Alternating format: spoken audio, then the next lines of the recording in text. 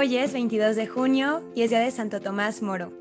Y el día de hoy nos acompaña el padre Roberto Funes y él nos va a platicar de la vida de este gran santo. Bienvenido, padre, muchas gracias. Hola Mariel, con gran alegría estamos nuevamente compartiendo la vida de los santos. Hoy Santo Tomás Moro, un santo de la política y un santo de la alegría. No sé si sabías que todos los santos, o bueno, más bien muchos de los santos son también titulares de alguna actividad humana, ¿verdad? Entonces, así como se le encomienda el trabajo a San José, así también se le encomienda a Santo Tomás Moro la política y la alegría. Los que van, por ejemplo, en peregrinación a la Basílica de la Ciudad de México como payasitos, hay una peregrinación de todos los que trabajan en este empleo, tienen a Santo Tomás Moro como su patrón, porque era un santo de un humor extraordinario y muy alegre. Él vivió en la época, podríamos pensar nosotros, en que se estaba apareciendo la Santísima Virgen María de Guadalupe aquí en México. Más bien murió él hacia 1535. Y entonces nosotros sabemos que la Virgen se apareció en México en 1531. Entonces, ya para el momento en que él está, digamos, ha fallecido, pues ya ocurrieron las apariciones de la Virgen, pero para que nos demos idea de la época en la que él vivió, ¿sale?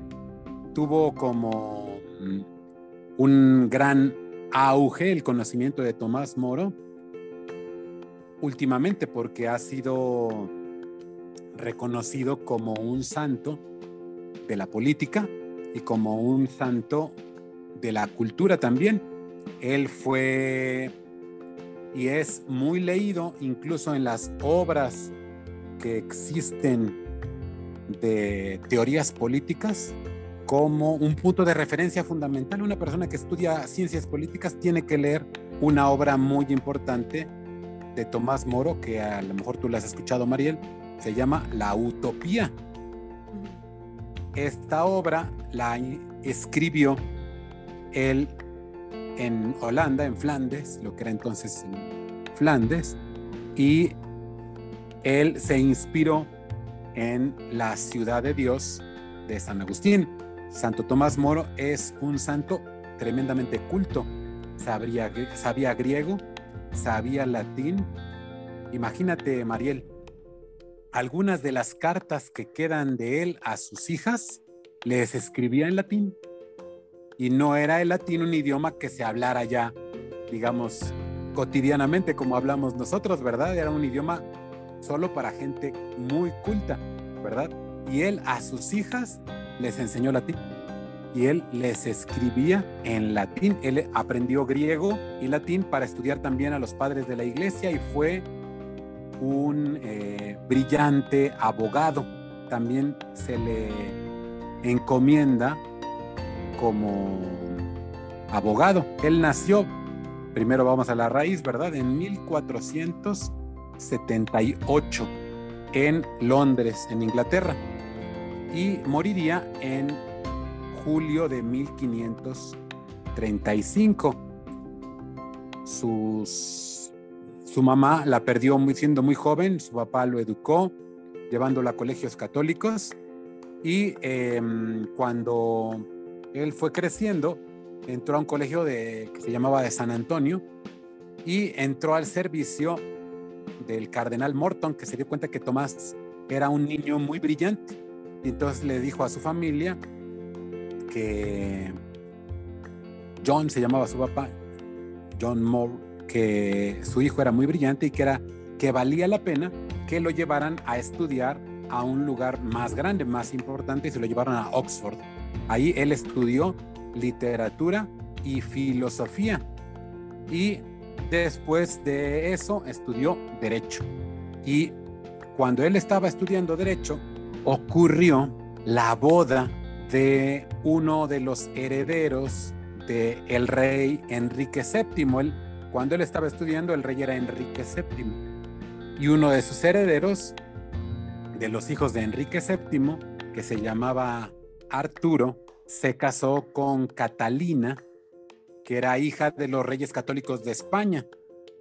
Y entonces Tomás Moro fue a esa boda. Es un detalle importante, pero no es de farándula, como para decir, fulano de tal fue a la boda de fulana de tal. No, es un detalle muy importante, porque después, si tú ya sabes algo de la idea de, o ya tienes idea de qué le pasó a Tomás Moro, esto va a tener implicaciones, porque fallecido el esposo de Catalina, hija de los reyes católicos, el nuevo heredero, que sería ya Enrique VIII, va a pretender a Catalina y va a pedirle al Papa que le conceda una dispensa para poder casarse con la que fue esposa de su hermano. Entonces, para poder casarse con la esposa de su hermano hay una cierta, digamos, familia política, y el Papa le concedió a Enrique VIII casarse con la que él había visto que ya se había casado con su hermano, pero su hermano falleció. Entonces, de aquella primera boda no hubo ningún problema en que, digamos, se llevara a cabo ni la primera ni la segunda de Catalina. ¿Por qué? Porque Catalina, hija de los reyes católicos de España, pues falleció su esposo y ella se casó normalmente, digamos, nada más con la dispensa de que era el hermano del que había sido su esposo, y no hay ningún problema por eso. Después de que Tomás Moro terminó de estudiar y presenció aquella primera boda, pues fue llamado también al servicio de la, digamos, de la autoridad en Inglaterra, y primero trabajó en la ciudad como abogado y fue miembro del Parlamento. Se casó con una mujer que se llamaba Jane Colt. Es un buen padre de familia que cultivó que las hijas suyas, tuvo 4 hijos, 3 mujeres, Margarita, Isabel y Cecilia, y uno, Juan, tuvieran gran cultura como él, conocieran las letras, conocieran la educación. Y desafortunadamente falleció la esposa de Tomás Moro, de Santo Tomás Moro, y él contrajo también nuevas nupcias, pero con una persona que se llamaba Alicia. De todos modos, él la integró muy bien en su familia y fueron una familia muy unida. Tenían un amigo que era Erasmo de Rotterdam. Si alguien estudia filosofía, le sonará completamente este nombre, porque es un encumbrado pensador inglés de aquella época. Era amigo de Tomás Moro y se conserva correspondencia entre ellos, y Erasmo llegó en cierta manera a la alegría cristiana gracias al influjo de Tomás Moro.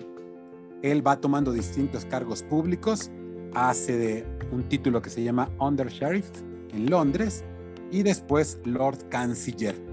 O sea, va teniendo una escalada en la magistratura de la administración de la justicia en Londres. Y él, por causa de su papel en el gobierno de Inglaterra, tiene que hacer muchos viajes.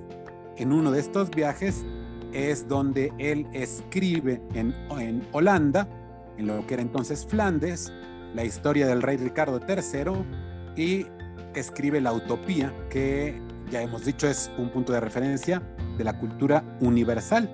Entonces muere Enrique VII y le sucede ahora Enrique VIII. Y tuvo a bien Enrique VIII pues casarse entonces con Catalina, y no había ningún problema. El nuevo rey conocía a Tomás Moro, lo tenía en el puesto más importante de su consejo como Lord Canciller, y lo apreciaba mucho. El mismo Enrique VIII hablaba bien de su ingenio, de su educación y de su lealtad de Tomás Moro. Tomás Moro escribe incluso para el rey algunas obras que el rey va a firmar como propias. Cuando el tiempo pasó Enrique VIII quiso dejar a su esposa Catalina y casarse con otra mujer, porque no había podido engendrar hijos de Catalina. Y entonces quiso dejarla, y como para casarse con ella ya había entrado en contacto con el Papa para poder tener la dispensa de casarse con la que era viuda, ¿verdad?, ya de su hermano, pensó que él podría obtener el permiso de dejarla y tener nuevas nupcias con otro personaje que es Ana Bolena. Y entonces el Papa le responde a Enrique VIII que no es posible. Y entonces viene un gran contraste, porque Enrique VIII obtiene de muchos de los obispos de Inglaterra autorización y aprobación para casarse con Ana Bolena, pero no del Papa. Entonces este es un contraste muy interesante, porque a veces nos parece a nosotros que vivimos una época en la que me encontré un padre que es muy malo y que me desorientó. Bueno, pues mira, imagínate, en la época de Santo Tomás Moro, pues no es que la iglesia estuviese toda unida en Inglaterra. De hecho, la mayor parte, el 90% de los obispos y de los sacerdotes aprobaron el error gravísimo de Enrique VIII de dejar a Catalina y de tener nuevas nupcias con Ana Bolena. Y entonces mandó que todos en el reino reconocieran su matrimonio con la nueva mujer, con Ana Bolena. Y Tomás Moro, muy listo y abogado al fin, hizo una objeción de conciencia. Y con la objeción de conciencia fue respetado al principio por Enrique VIII para no, para que no tuviera que firmar el reconocimiento de su nuevo matrimonio.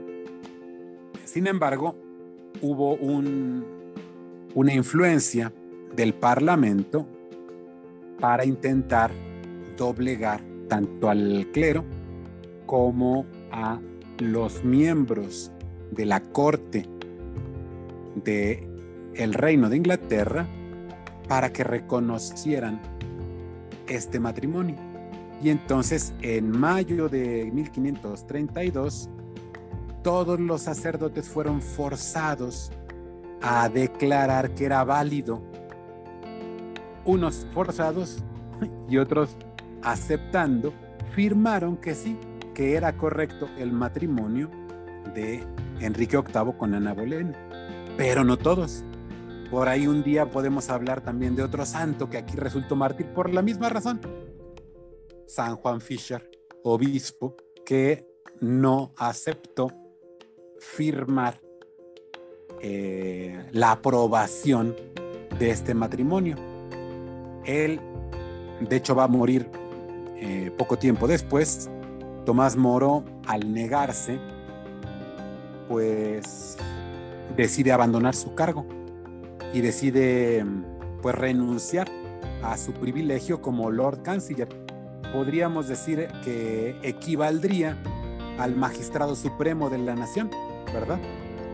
Entonces él renuncia y sabe que se enfrenta a un gran peligro por abandonar la causa del rey, y su misma familia le hace mucha presión para que no abandone, para que simplemente firme. Pues qué tanto es una firma, le decían, ¿verdad? No estás haciendo tú nada. Pero él dijo no, ¿verdad? Incluso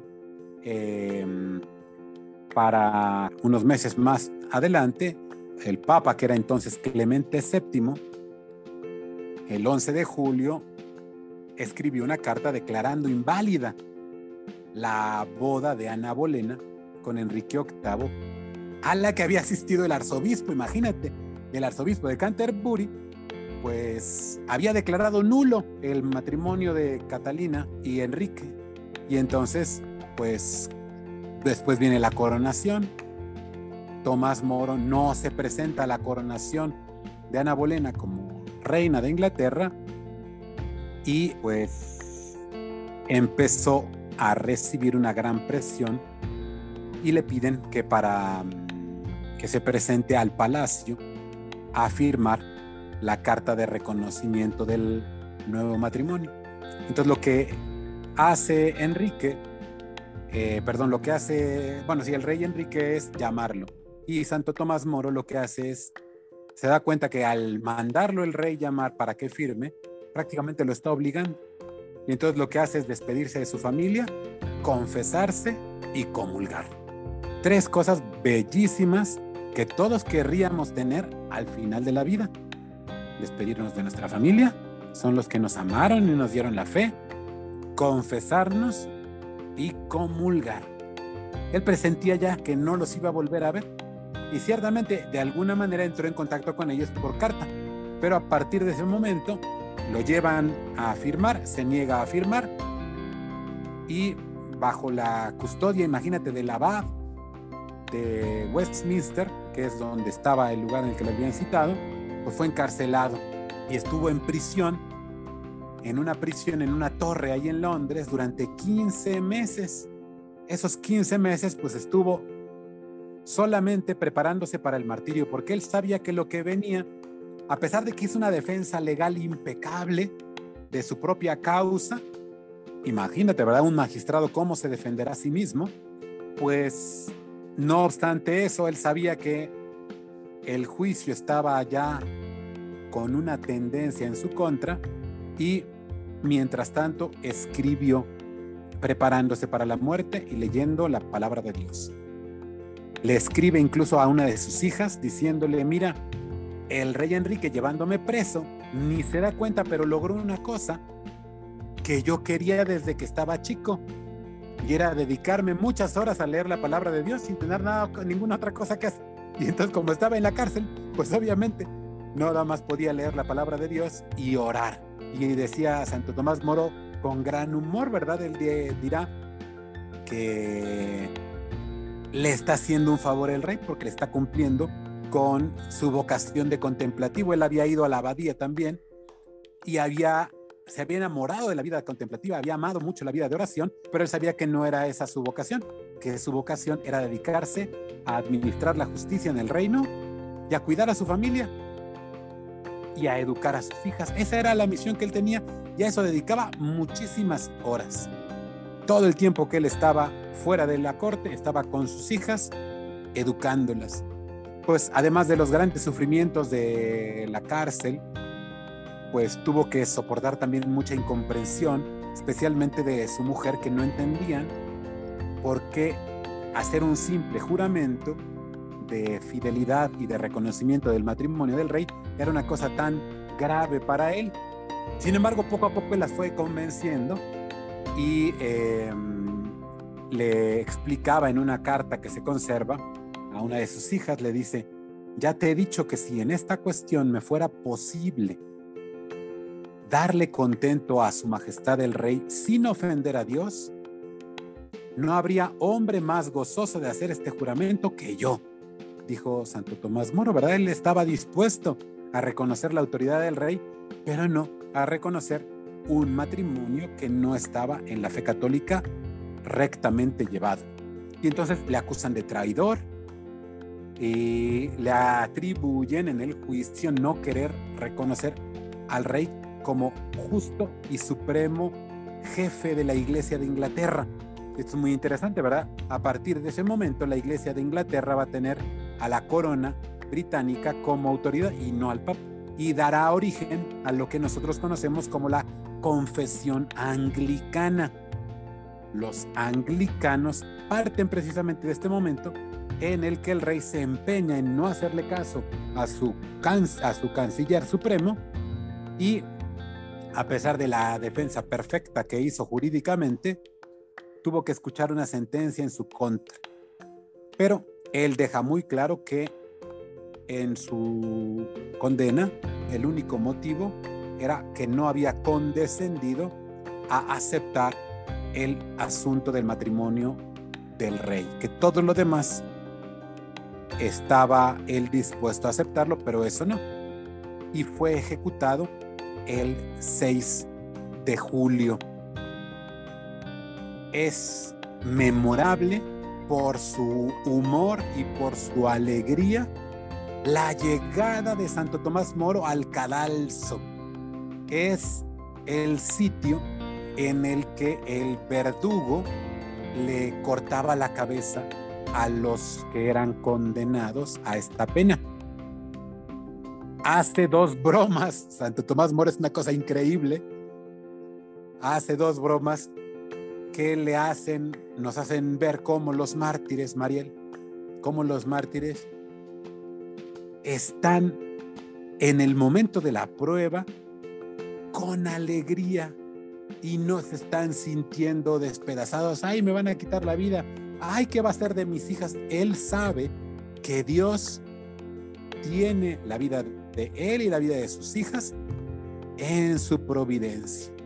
Y cuando está por subir al cadalso, que es una especie de templete en alto, él, que es su torturador, el verdugo, le da la mano para que se trepe.